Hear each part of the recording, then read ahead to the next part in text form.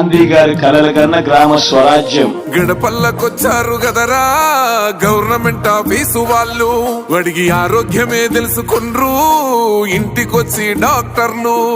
శిథిలంగా ఉన్నోరు body మరి అయ్యింది రావది గుడి, గుడి గంట కొట్టకుండా పేదోడి బతుకు వెలిగిపోతుంది గదరా, బతుకు మార్చింది జగనన్నరా.